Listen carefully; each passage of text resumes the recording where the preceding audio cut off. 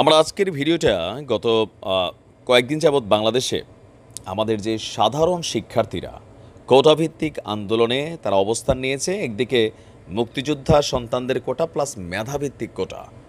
দর্শক, আমার অবস্থান মেধাভিত্তিক যেই কোটা সিস্টেম সেটার পক্ষে। মানে মেধাভিত্তিক তো কোনো কোটাই নাই, সবার জন্য মেধা। আমাদের সংবিধানের একটা মূল আদর্শ ছিল যখন আপনার আমাদের সংবিধান রচনা করা হয় বা যুদ্ধের আগে এই দেশ স্বাধীনের একটা হিসাব ছিল কি, সমান অধিকার সবাই পাবে মেধার ভিত্তিতে, এখানে কোনো বৈষম্য থাকবে না।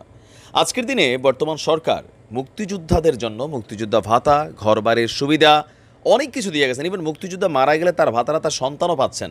এখন এই সিস্টেমটা স্বাধীন বাংলাদেশকে আবার ডিভাইডেশন করছে কেন? মুক্তিযোদ্ধার সন্তান মানে এটা মনে হয় যে এক ধরনের রাজতন্ত্র হয়ে যাচ্ছে। ভাই, যিনি মুক্তিযুদ্ধ করছেন, রেসপেক্ট, স্যালিউট এই বাংলাদেশ দিয়েছেন, অন্তর থেকে দোয়া ভালোবাসা আজীবন থাকবে। কিন্তু মুক্তিযুদ্ধ করছে যিনি, তার ছেলে তো ভাই মুক্তিযোদ্ধা করে নাই। এই ধরনের সুবিধা যদি আমরা দেশে যেটা দেওয়া শুরু করছি, একসময় বাংলাদেশের বাংলাদেশ থাকবে না। কেন? কারণ এতটা ডিভাইডেশন যদি হয়ে যায় মেধাগুলোর মধ্যে, যার কারণে এই দেশের মেধাবীরা দেশ ছেড়ে চলে যাচ্ছে। কেন? এই দেশে মেধার ওই রকম মূল্যায়ন নাই। এগুলারে কোটা ভিত্তিক, নেতা ভিত্তিক, মন্ত্রী ভিত্তিক, আমলা ভিত্তিক, তামলা ভিত্তিক, হেলোর ভিত্তিক সবগুলাতে হয়ে গেছে ভাই। তো যার কারণে হয় কি, যারা মূল মেধাবী এরা দেখবেন যে সবাই বাংলাদেশ ছেড়ে চলে যায়। আর আন্দোলনে যারা আছে এরা কারা? এরা আসলে ওই ফ্যামিলির মধ্যে বড় হয়েছে যাদের বাবাদের হয়তো কোটি কোটি টাকা নাই, যে বাচ্চাগুলো দেশের বাইরে যাবে। এই মেয়েগুলার ভবিষ্যৎ অন্ধকার, কারণ সব জায়গাতে এই কোটার খেলা শুরু হয়েছে। সরকারি চাকরিতে কোটা ব্যবস্থা বাতিল করে 2018 সালে সরকার কিন্তু একটা জারি করেছিল, একটা কি বলা যে মানে সিদ্ধান্ত নিয়েছিল। এখন সেই পরিপত্র পুনর্বহালের দাবিতে আপনার দ্বিতীয় দিনের মতন রাজধানীর শাহবাগ মোড়ে অবস্থান করছে যে ছাত্র, শিক্ষক বা শিক্ষার্থীরা, চাকরি প্রত্যাশীরা। এখন এই খেলাটা আমি নিজেও বুঝি না, যে মাঝে মাঝে আমাদের হাইকোর্ট এতটা লেভেলে পাওয়ার একটা অবস্থান দেখাইছে। সরকার 2018 সালে কিন্তু এটা অনুধাবন করে এই কোটাটা বাতিল করছিল একটা আন্দোলনের পরিপ্রেক্ষিতে।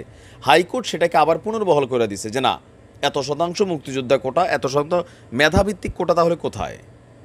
উইথ ডিউ রেসপেক্ট, আমরা আমাদের যারা মহামান্য বিচারক আছেন তাদেরকে আমরা একটা বার্তা দিতে চাই যে আপনারা যে সিস্টেমটাকে আবার রিওপেন করছেন যে কোনো একটা আবেদনের প্রেক্ষিতে বা রিটের প্রেক্ষিতে, কিন্তু এইটা বাংলাদেশের মানুষকে বৈষম্যের মধ্যে ফেলে দিচ্ছে।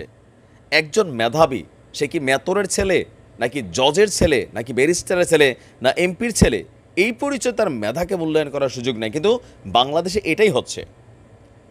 2018 সালে শেখ হাসিনা সরকার যে সিদ্ধান্তটা নিয়েছিল ফাইন ছিল, কিন্তু এখন কাদের ইন্ধনে কারা হাইকোর্টে গেল, কারা সরকারের এই রায়টাকে সরা দিয়ে হাইকোর্ট থেকে নতুন একটা রায় নিয়ে আসলো, সব কিছু মিলাইয়া এটা একটা মানে মিস্টেরিয়াস আমার কাছে মনে হচ্ছে যে মানে একটা পাল্টাপাল্টি অবস্থান।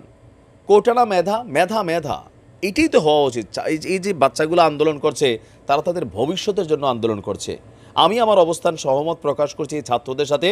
বাংলাদেশে আগামী দিনে কোনো কোটা ফোটা নাই। মুক্তিযুদ্ধ যারা করে গেছে তারা করে গেছে, ফাইন, আমরা তাদেরকে রেসপেক্ট করি, জাতির ইতিহাসে স্মরণ রাখবো। কিন্তু তাদের ছেলে বাংলাদেশে পিরালি সিস্টেমের মতন হয়ে গেছে আর কি, যাতে দাদায় পীর ছিল বা এই বংশ দিয়ে যা গজায় সব পীর। মুক্তিযোদ্ধাদের যে অনারটা সেটা দেওয়া হচ্ছে, ফাইন, এটা আরও 10 গুণ বাড়াই দেখ জীবিত থাকাকালীন তিনি যতক্ষণ আছেন, কারণ তিনি তার জীবন রিস্ক রেখে দেশ স্বাধীন করছেন। তার পোলায় তো না, পোলায় তো বিড়ি টানে, গাঞ্জা খায়, মদ খায়, আছে না? নাকি আমি ভুল বলতেছি? সেই কিভাবে সেই কোটা মেধাটা নাই, খালি যে মুক্তিযোদ্ধারা ভুয়া সার্টিফিকেট আছে আরও অর্ধগুলা, এটা নিয়ে মুক্তিযোদ্ধা মন্ত্রণালয় দেখলাম যে শুরু করিয়া দেখা গেল যে আওয়ামী লীগগুলো বানাই দিছে এইগুলোর মধ্যে না রাজাকার লিস্টে, মানে এটা হজবরল অবস্থা। মুক্তিযোদ্ধারা দেশের সম্পদ, মাথার তাজ, রেসপেক্ট, স্যালুট, ভালোবাসা আপনাদের জন্য আজন্ম থাকবে। কিন্তু এই বাংলাদেশকে বিনির্মাণ করতে হলে মেধাকে মূল্যায়ন করতে হবে, যার কারণে আজকে বাংলাদেশ মেধাশূন্য একটা জাতিতে পরিণত হয়েছে। আমি ছোটোখাটো একটা প্রতিষ্ঠান চালাইতে গিয়ে আমার কাছে মনে হয়েছে এই জাতির মধ্যে মেধা নাই, যারা আছে এগুলো দেশ থেকে আউট হয়ে যাচ্ছে। সাধারণ ছাত্রদের এই দাবি মেনে নেওয়া উচিত। মহামান্য হাইকোর্টের দৃষ্টি আকর্ষণ করে আমরা বলছি, মানুষের পালসটা আপনারা বোঝার চেষ্টা করবেন। জাতির জন্য, আগামী দিনের জন্য, আগামী একটা সুন্দর বাংলাদেশের জন্য আপনারা এখানে এই সিদ্ধান্ত নেওয়া উচিত। ভালো থাকুন। আসসালামু আলাইকুম।